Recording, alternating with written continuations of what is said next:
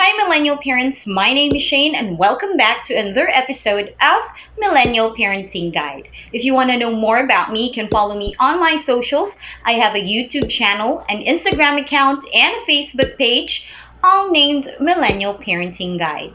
Today's episode is the last part of my special series about my personal journey of having postpartum depression to realizing I need to take all my courage, decide, and focus on complete healing and recovery. If you are battling with depression right now, may it be postpartum, anxiety, chronic depression, or trauma, I want to first and foremost congratulate you and please allow me to give you a virtual hug for trying to keep your head above waters and pushing forward and still try to live a normal life. Everything may be magnified to you right now and you are overwhelmed. But hear me out. I know it sounds cliche, but you can do this because I did it. Not instantly, but slowly and with every bit of me. I hope this third video will help you gain tools with your battle. Or if you know anyone whom you think is dealing with mental breakdown, let them watch this video because the habits that I formed really helped me in my journey to mental wellness. And I'm really praying that it will help you too. The following tips and practices that I'm going to share with you were and still are my personal practices that I'm still doing, especially when I feel down or heavily burdened. Creating these habits helped me alleviate the pain, grief, anxiety, and anger that used to play in my mind. First thing that I did after deciding that I want to move on was to let it all out. Let all negativities, anxiety, hatred, and anger inside me all out. How did I do it? Well, what I did was I went out with a friend, went to a boulevard, and then I think it was already close to midnight. I suddenly stood up, and from the top of my lungs, I shouted. I shouted so loud that everybody can hear us. I cannot really recall the exact words that I said that night, but I know that I really yelled from the top of my lungs because my throat, temples, and diaphragm hurt. I let it all out. I released all the emotions and let the wind took it. I may look and sound crazy for some couples nearby, but for me, it was a moment for me to start a very long journey. And I can see myself like an engine warming up. The next thing that I did was probably the best decision that I made, and that is to seek help. Yes, get help. Any type of help, may it be spiritual, friendly, or even professional. Be with people whom you can genuinely trust and help you. These people may not be your relatives or those existing friends, but I tell you, you will know and you will feel it that these people will try to understand where you're coming from and will genuinely try to help you. In my case, I seek help to a number of people. I don't want to name them all, but they know how thankful I am that they passed by and became a good Samaritan in the darkest days of my life. I never had a professional help, that is correct, but their presence alone to lend me their ears, hands, and even shoulders to cry on was more than enough to help me get back my strength to fight. I am a handful now that I'm emotionally stable. What more than when I was not? So to all of you, and you know who you are, thank you. Thank you from the bottom of my heart. Before realizing that I needed to change, whenever I see my reflection, I only see a sad, incompetent, pitiful, and no worth person. But when I decided to let go of all the negativities, I consciously look at the mirror and one by one, I slowly erase the negative images that I see. I consciously tell myself that I'm worth loving, that I am enough, that I am beautiful, that I am great, that I may have stretch marks after giving birth. But these are battle scars that I have gained after winning the pain of childbirth. I tell all the positive things that I can tell myself, and I try to mean every bit of it and acknowledge it. You see, you have to love yourself to the fullest so that you'll be able to share the love that overflows within you.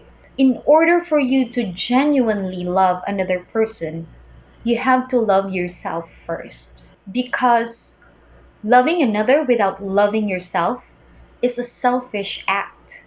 How can you give love if you're empty of it? How can you show love to your children if you yourself are longing for it? So love yourself first.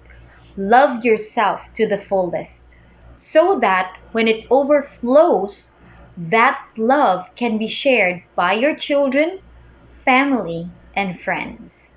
That is the act of true love.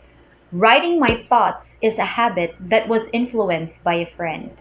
She told me, when you feel tired, so fed up, and overwhelmed with emotions, you have to write them.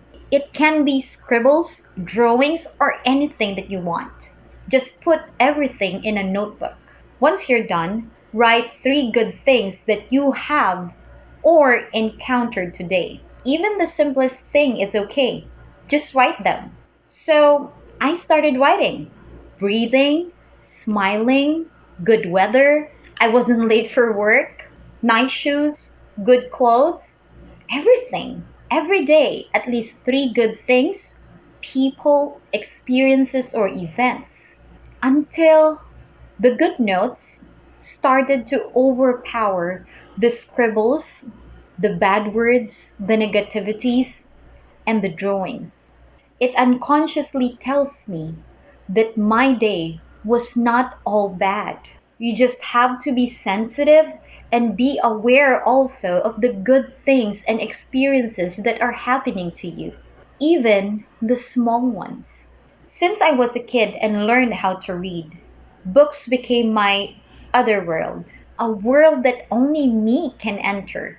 And when the time for me has come to commit myself to healing, books were one of the tools that helped me enlighten myself and helped me realize things. The first book that I ran into was the Bible. Many people, including me, think that the Bible is just a thick book about religion. But during the most troublesome time in my life, I felt the presence of God while reading His words.